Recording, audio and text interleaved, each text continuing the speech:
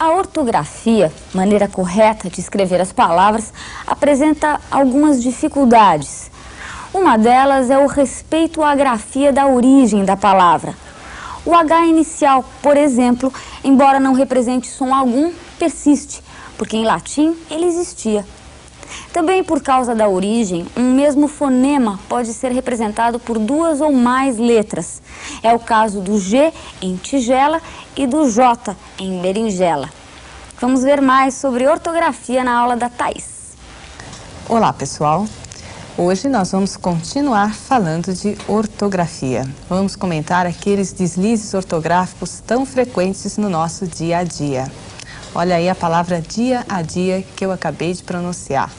Dia a dia, eu escrevo com hífen ou eu escrevo sem hífen? Duas opções, só que vai depender da situação. Na verdade, eu posso dizer que existe a palavra dia a dia quando ela é sinônimo de cotidiano. Quando eu digo o dia a dia das grandes cidades, por exemplo. Não é? Então, nesse caso, estou diante de um substantivo composto. Logo, eu uso hífen no dia a dia. Mas isso não acontece sempre. Dia a dia pode ser uma expressão adverbial. Quando eu disser dia a dia, trabalhava, trabalhava e trabalhava. Não é? Aí é sinônimo de diariamente, é uma expressão adverbial. Logo, não tem mais hífen. Tá vendo só? Então, essa questão do hífen é uma questão, concordo, meio chatinha na ortografia brasileira, né? Então, principalmente aqui na ortografia portuguesa também, persiste esse problema de regularizar o hífen. Mas, tudo bem. Enquanto a gente não tem uma regra perfeita, uma regularização ideal, a gente vai tentando memorizar as regras que nós temos, tá bom? Agora, e quem será que nunca se deparou com aquela dúvida, mal com L ou mal com U? Será que você já teve essa dúvida? Trata-se agora de diferenciar o advérbio do adjetivo. E a melhor maneira de a gente fazer isso é observar aqui um visual bem humorado. Você vai ver a diferença entre mal com L e mal com U. Olha lá, nós estamos vendo uma cantora que, ao que tudo indica, canta mal, né, gente? Olha, então vamos pensar assim, ela canta mal. Mal é advérbio, por quê? Está modificando a ação verbal. Se ele é advérbio, é mal com L. Mal com L é o contrário de bem. Canta mal, como poderia cantar bem? Agora eu quero usar o mal com U. Então eu vou lançar a mão do adjetivo mal. Olha só, este é um menino mau. É um garoto mau, você concorda comigo? Está lá pronto para acertar uma pedra no passarinho. Garoto mau, mau menino. Então, mal com U, porque se trata de um adjetivo. E mal com L é o advérbio. Só que a questão não se esgota aí, né? Se fosse só assim, estava tudo muito fácil. Mal com U é o contrário de bom. Mal com L é o contrário de bem. Tá, isso está certo, mas não é só. A palavra mal com L também pode ser um substantivo. E, para que ela seja um substantivo, basta que seja antecedida de um artigo ou de um determinante qualquer. Em frases do tipo, o mal dele é a preguiça. O mal do brasileiro é trabalhar de menos, ou qualquer coisa assim, né? Então, o mal aí é sinônimo de doença. É mal com L. É mal com L também a conjunção subordinativa temporal, sinônimo de assim que. Quando eu digo, por exemplo, ele mal entrou, a luz apagou, né? Então, quer dizer, naquele momento em que ele entrou, a luz apagou. Percebeu? Trata-se de uma conjunção subordinativa temporal, mal com L também. E cuidado com o mal com U. Esse mal com U não adjetiva só garotinhos, menininhas, né? Menininhos, porque é masculino, mas ele adjetiva também substantivos abstratos e é aí que as pessoas começam a escorregar.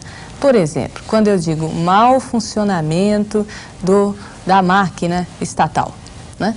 Mau funcionamento, com U ou com L? Mal com U, funcionamento é um substantivo, mal é adjetivo, portanto, com a letra U, tá certo? Agora, outra dúvida que persiste é quanto ao uso do porquê. existe o porquê separado, com acento, sem acento. Pelo menos é assim que nós costumamos nos referir a essa palavra, né? Essa palavra ou palavras na língua portuguesa. Então, vamos observar o que acontece com o porquê.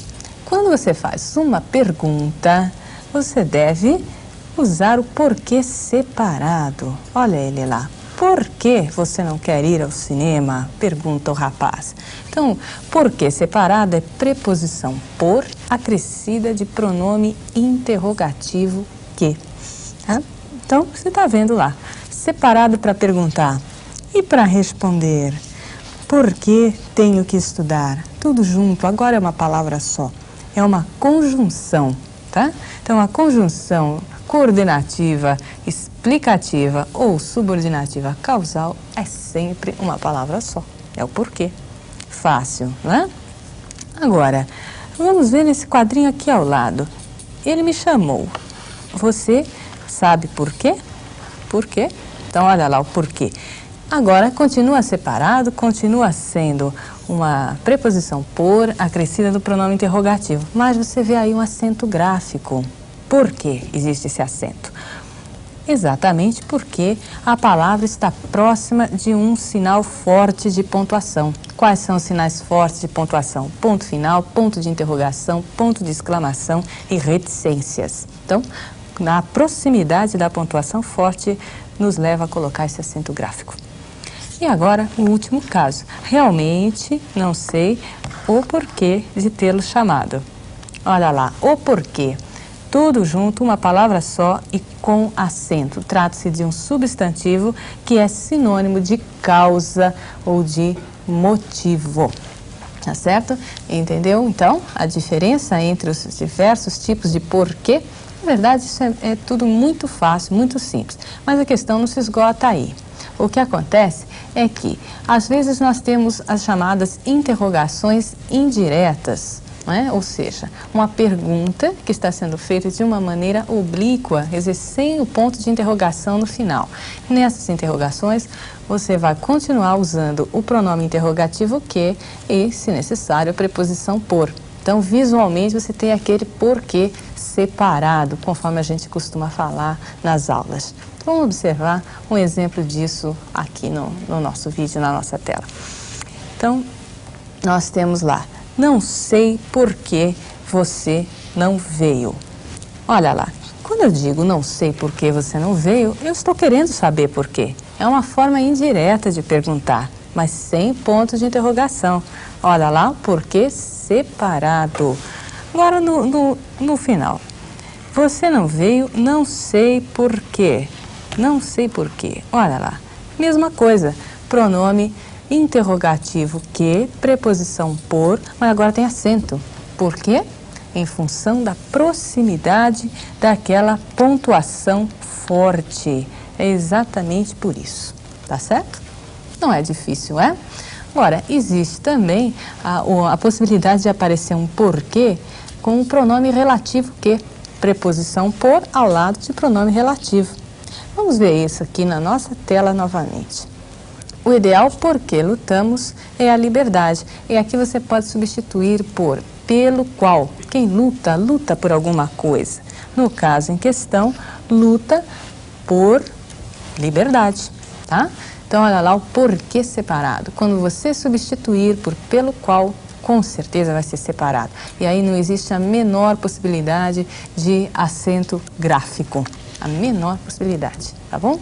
Agora, uma curiosidade para você é que a palavra que também pode receber um acento gráfico, desde que ela seja um substantivo. Do mesmo modo como acontecia com a palavra porquê. Se eu digo, tudo tem que ter um porquê, esse porquê é sinônimo de motivo de causa, ele tem acento, né? Agora, eu poderia dizer, ela tem um quê de aristocrático. Esse quê tem acento, esse quê é um substantivo. E a gente pode considerar esse acento um diferencial, tá? Agora vamos pensar um pouquinho na palavra sessão. Como é que eu devo escrever sessão? Tá, você não vai saber me responder assim, porque existem 3 grafias possíveis, porque existem 3 palavras com essa mesma pronúncia, sessão. seja com C cedilha, com 2 S ou aquela iniciada com C. Muito bem, agora não se trata mais apenas de ortografia. Trata-se de uma questão semântica. Cada uma dessas palavras tem um significado diferente. E a questão é colocar a palavra de maneira correta, tá? Dentro do contexto. Então, você observa aqui nas nossas imagens uma sessão plenária, sessão com 2 S's. Olha lá o nosso primeiro caso, sessão plenária. Sessão com 2 S's é um espaço de tempo, é aquela sessão de fisioterapia, sessão de cinema, sessão do analista, se você quiser. Já a sessão com C cedilha significa parte, né?